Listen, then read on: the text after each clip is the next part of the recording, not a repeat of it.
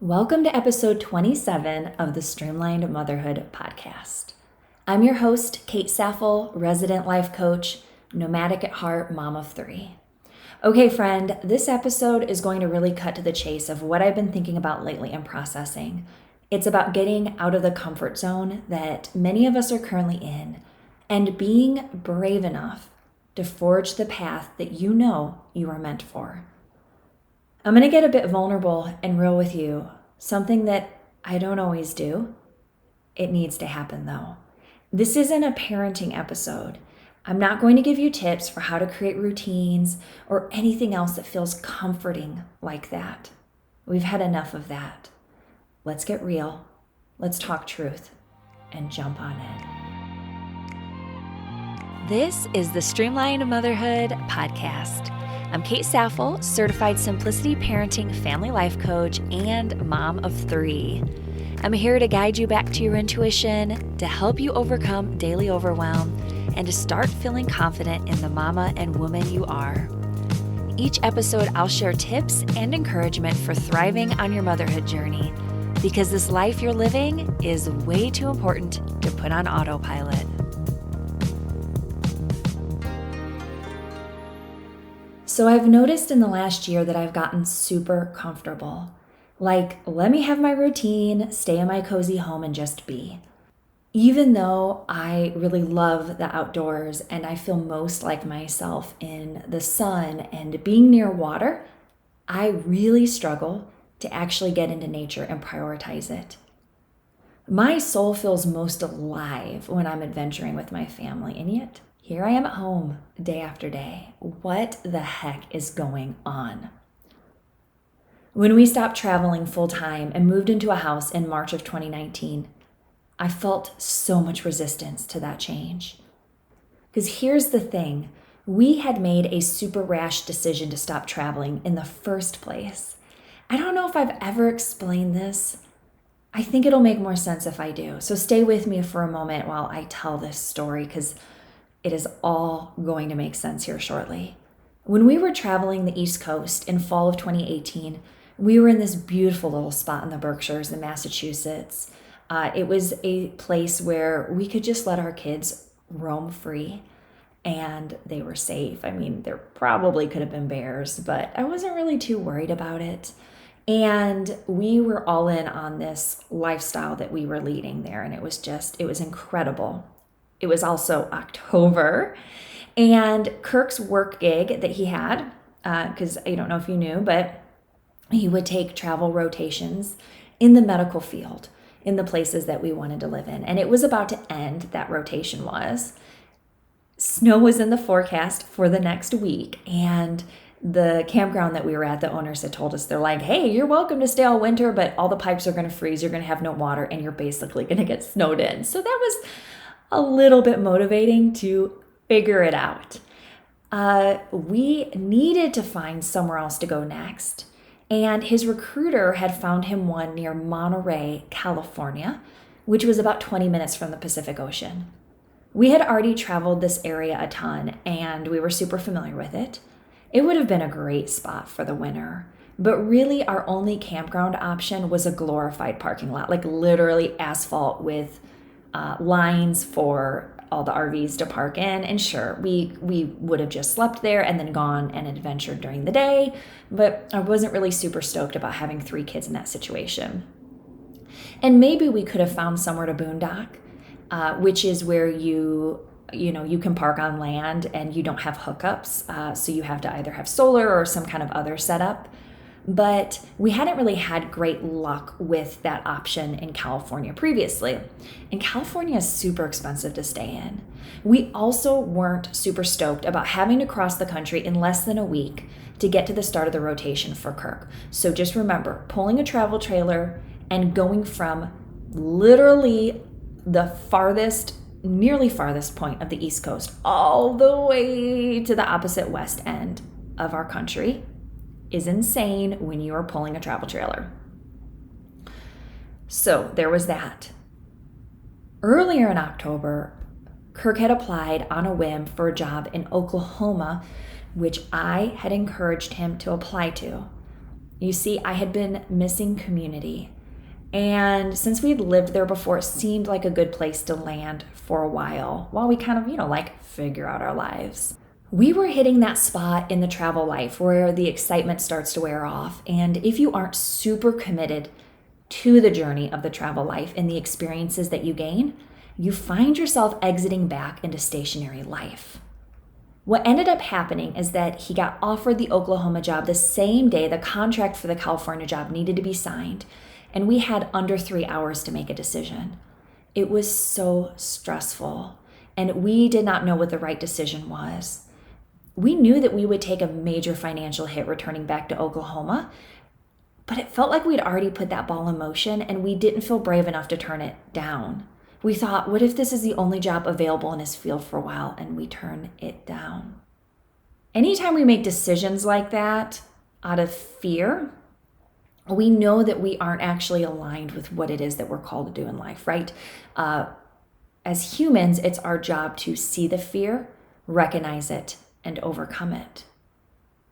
But we did make that decision out of fear, and as I'll explain here in a moment, it was for a job that didn't even last. So flash forward to late winter 2019.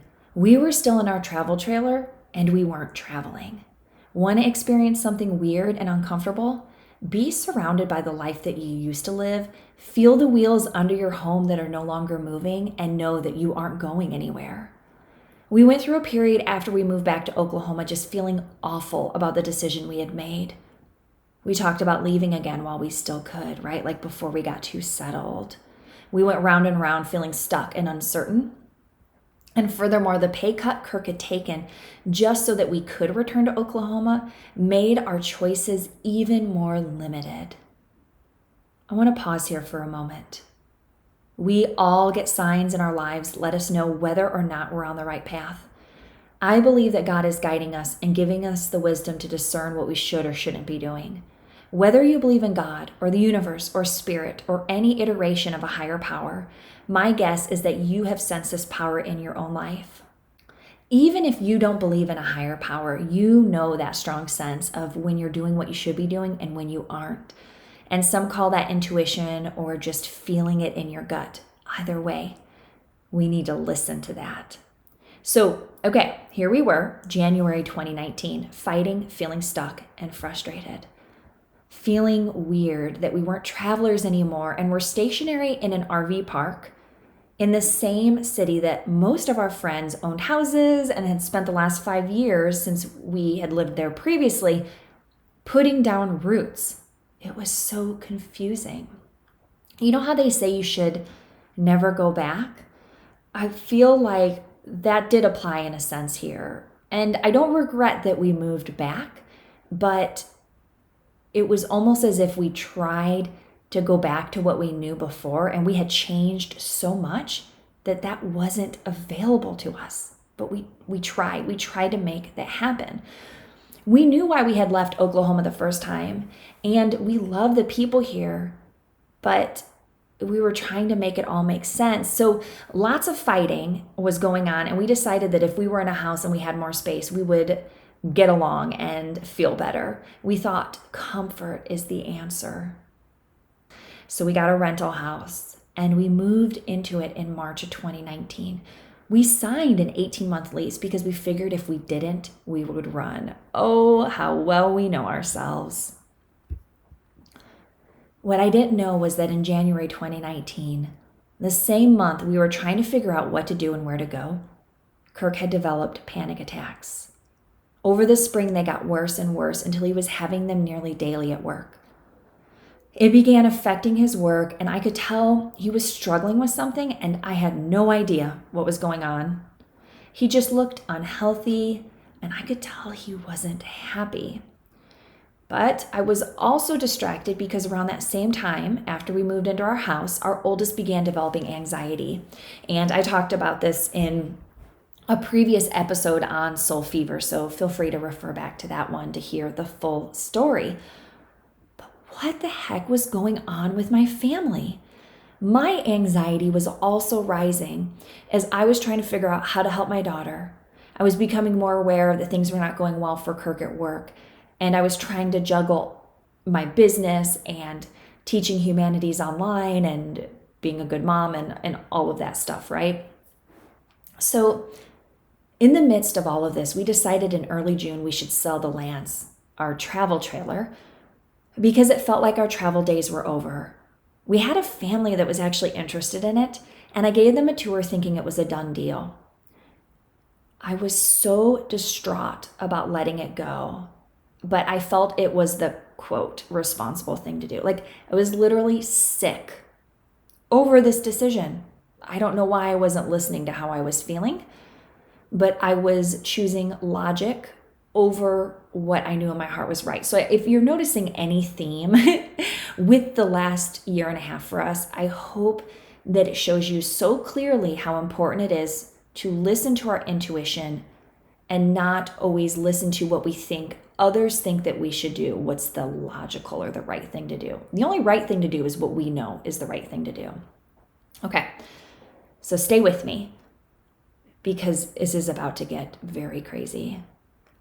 2 days later, after I showed the Lance to that family, I nearly passed out doing 80 miles per hour on a 3-lane highway right before going into a construction zone with a lane change. I was rushing to a business mastermind group downtown. I hadn't really eaten breakfast and I was stressed. I was driving along listening to a business podcast when I remembered I hadn't taken the herbs I usually take for my heart arrhythmias that morning. With that thought, my vision went immediately down to a pinprick and was black all along the sides. It was like I was looking through a very long black tunnel and I was struggling to stay conscious. By the grace of God, because I have no idea how else, I maintained enough control to cross 2 lanes of traffic, not hit anyone, and exit on the last exit before the construction. My heart immediately went into a tachycardia that I estimated was at about 220 beats per minute. And I lay on my seat in the truck, crying and fighting to stay conscious. And I'm so embarrassed to say that I did not call 911. I called a friend. Sorry, I'm getting emotional remembering. This is like the first time that I have publicly shared this story, but I called a friend who was kind enough to come pick me up and drive me home. And then I laid in bed and I cried for hours because I knew that we were not living the life that we're supposed to be living. I remember saying to my mother-in-law who was watching our kids that day that I knew Kirk was about to lose his job at the hospital, and I felt powerless to do anything about it. In July, Kirk's supervisor made it clear that if things didn't change, he would be losing his job. See, the panic attacks had gotten so bad, he was struggling to function at the highest level at work. In the past, he'd always been the employee that his supervisors loved and hated to lose when he would have to switch, because of a move or something. He was a hard worker and had excellent patient rapport. But the anxiety and what was happening in our home was too much for him to handle. It would be too much for anyone. So we made another quick decision and decided that he would quit before he got fired. And that was 2 days before our 12th wedding anniversary. We had zero backup plan. The job that we had moved to Oklahoma for was gone, and with it, the 10-year career he had had in speech pathology. Many people asked if he would look for another speech job, but we knew that hospital work was killing him and was no longer right for him, and there was no going back at this point. At that time, I suggested that he look into RV sales since we love travel and he's super knowledgeable about it. He was offered the job on the spot and found that he loved getting to be outdoors in the sun, teaching others about travel, and helping them find the right RV.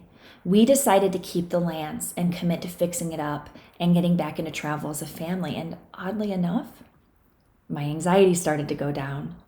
I learned how to manage my daily anxiety with mindset work. And after my daughter's counselor seemed to make her anxiety worse, we stopped. And I literally started coaching my daughter into a new mindset, my 8-year-old daughter. And I'm happy to report that her anxiety is 95% gone and she is happy and functional again. We made some other changes over the last few months to facilitate that even more. And I'm so grateful that she, my husband, and I have found ways to cope with and overcome our anxiety. But why the anxiety in the first place? I believe that anxiety is our mind's way of alerting us to something being out of order in our lives. Our fear response is designed to keep us safe, and anxiety plays a partnering role to let us know that something isn't right. I know that that's why I nearly passed out on the highway. It was my body's way of letting me know how off track I was from the life I want to lead. It took almost killing myself or someone else to stop trying to live a life according to how others do life and to believe in the life I want for myself and my family. You see, when we stopped traveling, it was out of fear. Then we kept making decisions to increase our margin of comfort within the safety zone. The comfort zone is where you feel safe, so safe that you're then afraid to take any risk. But taking risks is what makes us so vibrant and alive as humans. There's a reason that early Americans risked their lives pioneering out west. And there is a reason why we fight that feeling of contentment and staying put. Risk reminds us that we're alive and boldly living the life that we're supposed to. I'm not meant to spend my days comfortable and safe in a home doing the same thing day after day. I'm sorry, that isn't me. What I want for my life is not right for everyone else because we all have our own path. But I know that the longer I get super cozy in this home, the more I ignore those nudges to be brave, to seek adventure, to find the edges of my comfort zone and to leap over them. I tell myself that routine and consistency is more important than testing the metal that I'm made of. I know I wasn't put on this earth to be quiet, safe, and live small. It's why I record this podcast, even though getting on here and sharing my heart is terrifying. It's why I lived in less than 200 square feet with my family of 5, because I felt more alive those months on the road than in my entire life. And I'm craving more and more of being who I am meant to be and less of who I think I should be. What is your heart calling you to? What nudges are you currently ignoring because it's scary to step outside of your comfort zone? What is the purpose of your life? It's not the pandemic's fault that we're all playing it safe and staying home, so let's not blame that. Let's be honest that we were already all doing that before this illness hit. And the good news is that we can also change it now, today. We don't have to wait for the pandemic to end because change is an inside job. Sometimes change looks like external stuff like decluttering, creating a running habit, or working on our parenting. But we often get stuck making those external changes because those are easier to do and they're also validated by those around us. I'm tired of living my life for gold stars, my friends. And I don't want you to follow me because you applaud the way I stick to a morning routine. I want you in my community because something in your heart identifies with something in mine. If I'm not inspiring you by the way I'm living and doing life, then I'm not fulfilling my life's purpose. It means I've also lost my path, and there's nothing worse than someone who's asleep at the wheel trying to drive the bus. So I'm waking up, you guys. I'm processing what has happened to me and with my family over the last 18 months since we landed back in Oklahoma. I'm drawing a line in the sand, and I'm deciding that I'm no longer staying in my comfort zone. I'm going to continue writing books because, spoiler alert, I wrote my first one back in 2016. I want to travel as much as we can in our lands, and I want to lead a community of bold women and mothers who may be scared, but are willing to grow into the brightest, strongest, and bravest version of themselves. Last summer when Kirk lost his job, I made the decision to go all in on my business. I'm not depending on my husband to work jobs that he hates so that our family can get by. This work that I'm doing of coaching and teaching through my business is the way that my family can now thrive. My husband isn't currently working, and there's no plan for him to go back. This life I created that I chose 2 years ago when I envisioned my life coaching business and podcast while we were still on the road is what makes it possible for us to live our story and our values. And I'm not afraid of being the sole provider for my family because we're doing this as a team. Our lease on our rental house is up in August, and our current plan is to keep it as a home base and travel as often as possible. Our hearts are happiest in nature, living with as little as possible and enjoying each other's company and making memories together. We went through the fire in 2019 so that today the life we desire is now quickly becoming our reality. No more being asleep at the wheel of our lives, okay? Whatever it is you need to do to make contact with that bold part of your soul that needs tending, do it. Don't say tomorrow, or when the pandemic ends, or when your kids are in school, or when your kids are out of your home, or when you're retired. That day that I nearly blacked out on the highway, I could have died. And I would have died knowing I had strayed so far from the path intended for my life. I would have died not being the example I want to be for my family and my community. We have no promise of tomorrow, just today. What choice have you been putting off that you need to make today? Do it now, and let's do this together. I'll see you next time, friend.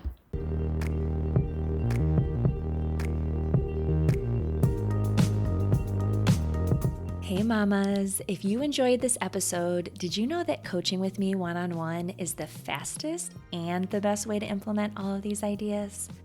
I teach my clients exactly how to stop daily overwhelm, to overcome negativity and that feeling that you're never enough. You know what I'm talking about, right? And we do this so that you can confidently become the mama and woman you've always dreamed of being. There's no shame in getting help. We all need a helping hand. So head to thestreamlinedlife.com/life coaching with Kate Saffel. That's SAFFLE to sign up for a free 50-minute consult with me. And together we'll get clear on all of your struggles and a roadmap for how to overcome them. You and I together, we've got this.